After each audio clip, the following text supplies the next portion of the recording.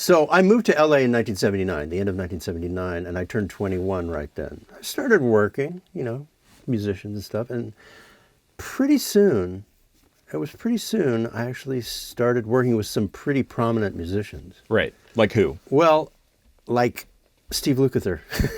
And I was in Rick Springfield's band and getting some, a bit of a reputation, making some guitar solos on his records. And so this kind of fusion keyboard player, David Garfield, who's still a very dear friend, would use all-star musicians on his records. And I ended up in a rehearsal room with Steve Lukather because we rehearsed a song for this fusion record we were going to do.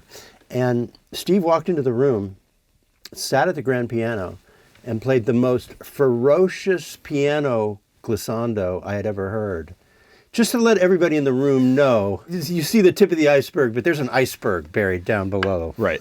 And he was always that guy. So you come to LA, you're relatively new in town. What was it like for you in that moment? Like you're kind of the new face in town.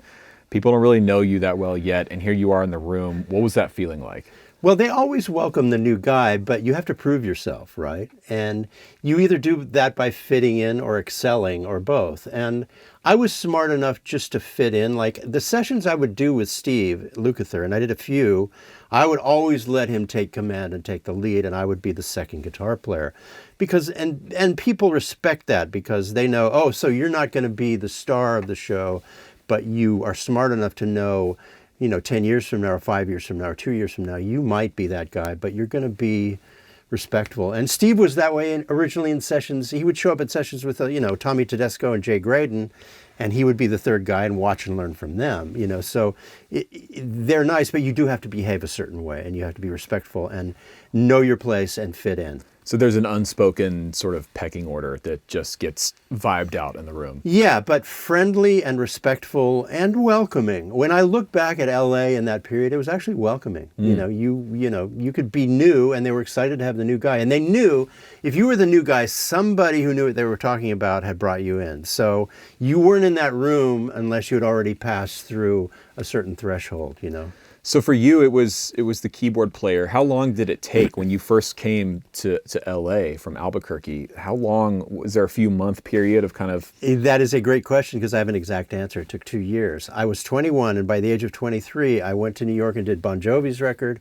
I was in Rick Springfield's band and I did a John Waite record that was really, really a great record that Neil Giraldo produced. So it took exactly 2 years for me to get on the map. Then right after that, I started doing sessions occasionally. And Lukather was the first guitar session guy that I got to work with, and I got to experience the level he was at. And these guys, particularly the bass player and drummers, were first take musicians. Was that a necessary prerequisite to get called for these gigs? You had to be a first take player? They want that. Now, guitar is more experimental, so you can do a first take on the guitar. I've always believed this. You can do a first take on guitar that's bulletproof. But there are so many other colors and orchestrations that you can do after that. I would always try and convince people to go, yeah, that's great. It's reliable. It works. But what if we tried this and we tried that? Come to my house and let's do those overdubs. That was later. Right. Or let's try this. And in those moments, like the best players like Dan Huff was famous for this. He would sit through lunch and add new parts. So really, really great guitar players, while everybody else is drinking coffee and high-fiving about this great track, the great guitar players will go, give me another track. And then it becomes the ambient part, or the clean part, or the arpeggio, or the other hook, or the signifier in the intro, the hook in the intro. All the stuff that really turns the song into something finished. So did you pick up on that by watching and working with guys like Lukather and Huff in the room? Yeah, when Dan Huff left LA, Dan kind of took over when he moved to LA. When he formed his own group Giant and he moved back to Nashville, I started working more, others started working more.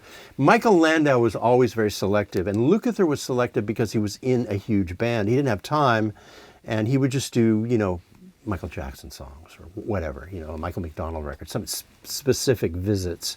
And then Michael Landau was more of an artist, and he would just do stuff. He would give me sessions that he didn't want to do because he was he even told one producer that he had moved to Idaho. That producer said, hey, did you hear Mike moved to Idaho? And I went, Yeah. Wow. Yeah, I did hear that. Isn't that great? So in that situation, Landau calls you and he says, "Hey man, I'm not going to be able to do this gig. Can you do it?"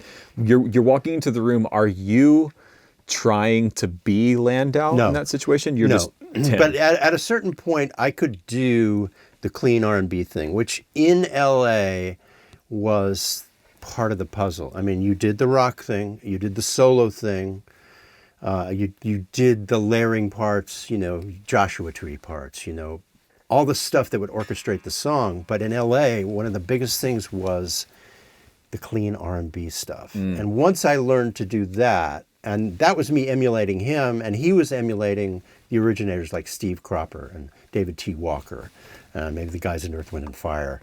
And even Dan Huff talks about that, about how he really analyzed Ray Parker Jr. Yeah. That's another guitar player I got to sit next to. Wow. Otherworldly, amazing musician. So in those settings, you talk about getting in the room with Lukather and sort of understanding the pecking order. But I imagine each one of these artists has a different personality. I mean, you mentioned how, Landau was more of an artist, for example.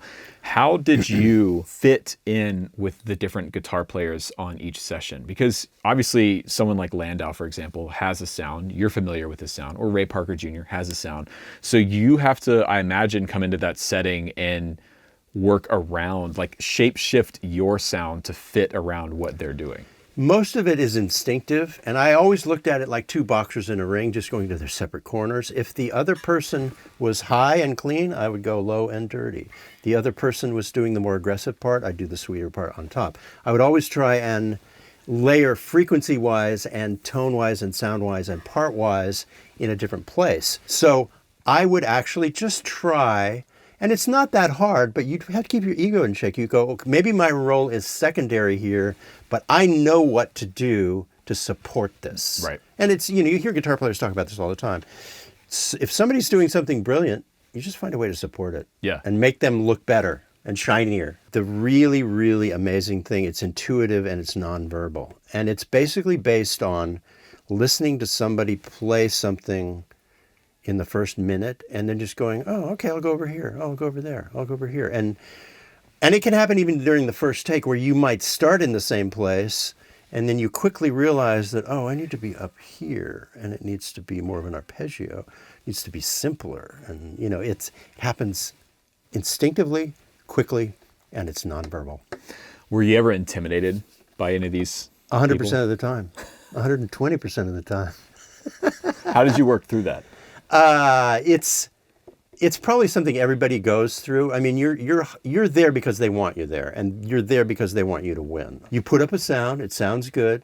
You go, okay, we're there. They put up the chart. Oh, that's a little tricky right there. Let me study it. And then you breathe deep and you just go. You dive, you swim. And my rig was always a little problematic because I was always changing it and adding to it, making it bigger. But my solution, I literally would get to the studio 2 hours early. I had those buzzes, I had those problems, but because I would get there at 9 a.m. for an 11 o'clock session, I would literally work them all out and build the rig. And if something was noisy or squealing or something, I would fix it, right? One of the benefits of that is that Jeff Porcaro would drive in from Hidden Hills to the session. And because he didn't want to get stuck in traffic and he wanted to get there early and just relax, I would go to these sessions early, and Jeff and I would be the only two people there. And we would sit and start jamming at 9:30 in the morning for an 11 o'clock session.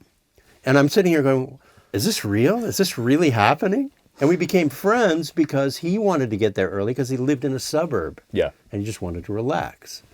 And I got there early because I wanted to make sure my rig, which was always out of control and too big, worked properly. So we developed a friendship from being in the studio early. And eventually he would recommend me for stuff. And it was a real privilege. Are there any sessions that stick out in your mind as special? Maybe a song or getting to be in the room with somebody that is important? I ended up in rooms with people that I had seen on records when I was a kid, like Peter Cetera but I did a Phil Collins record and I showed up and he was in the room tuning his drums. And as he tunes his drums, it's basically the Phil in the air tonight. Dun, dun, dun, dun, dun, dun, dun, dun, dun, dun, dun, dun.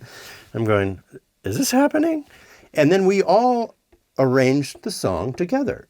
And as a musician, in this particular situation, you're called upon to appropriately offer your ideas.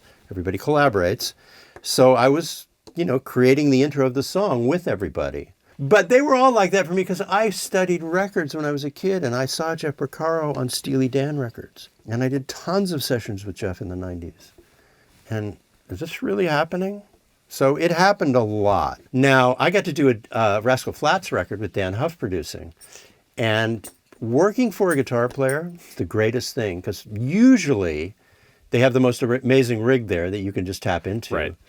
But they speak your language, and like I said, they solve all your problems. Yeah. They're supportive, and they go, it needs to be a little cleaner, and they know what they're talking about. Try that on the bridge pickup, Right.